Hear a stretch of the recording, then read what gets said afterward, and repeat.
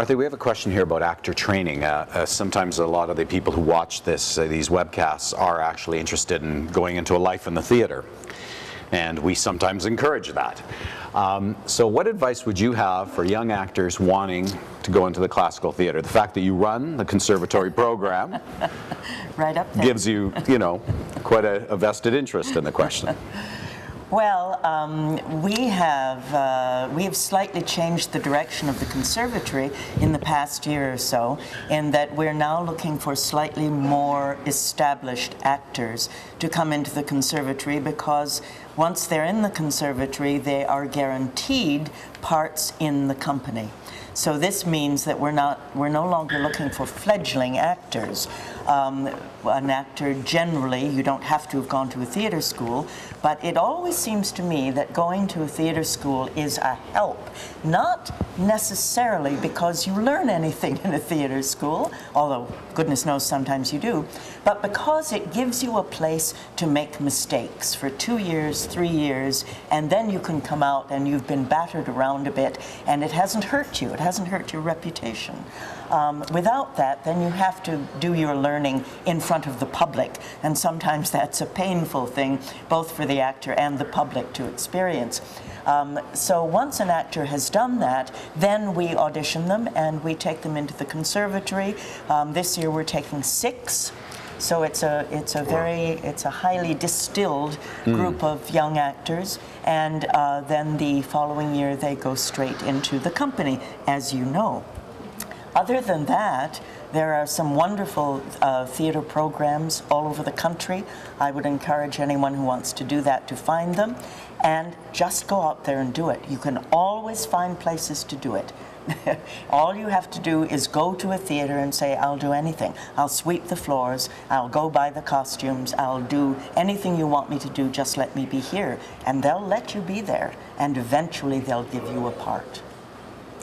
The Birmingham Conservatory, for those who may be wondering, is the training program that the festival has in place, where we select the very finest actors, we pay them to train, and then we bring them into the season. So it's a very select group that gets to be part of that. But you're right, if you really want a life in the classical theater, you simply get in there one way or another and do it.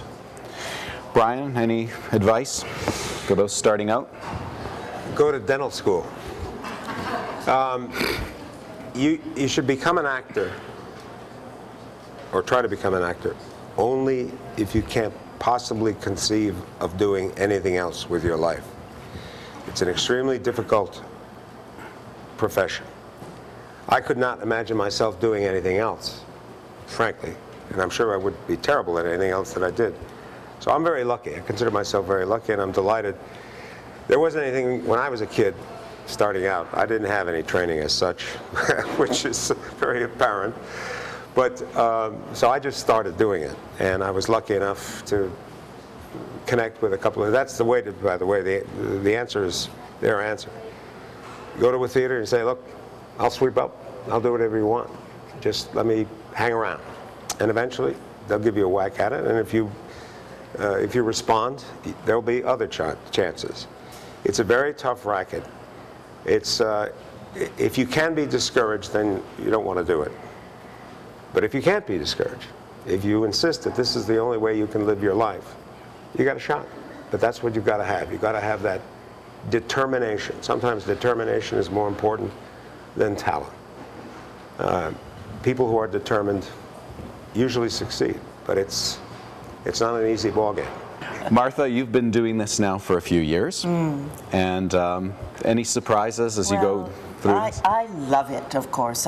For me, the burden is when in the off season, when I get to go and do something in another theater. I just did the retreat from Moscow last year, and I had to play 8 shows a week. 8 shows a week, the same show. And you think, wait a minute, I need to go and do something else so that I can come back to this. Right. Yes, because I guess you're refreshed in a way. Yeah.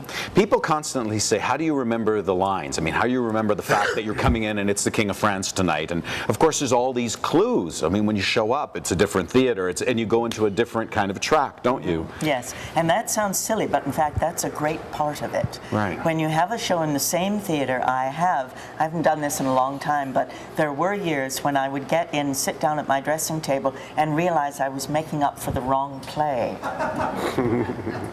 That was a bit in the movie with Albert Finney. What was it? He was getting ready. The dresser. He was making up his Othello. He said, "Oh, not the Moor, not the Moor. Lear, Lear." Well, I haven't had that experience yet, but it's extraordinary to see how this place operates. And I've come here for years and watched plays. Being backstage is like,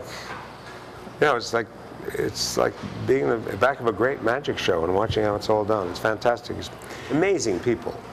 The technicians and the craftsmen and the directors and the electrical people, just fantastic. There's nothing like it. Now, we talked about different roles.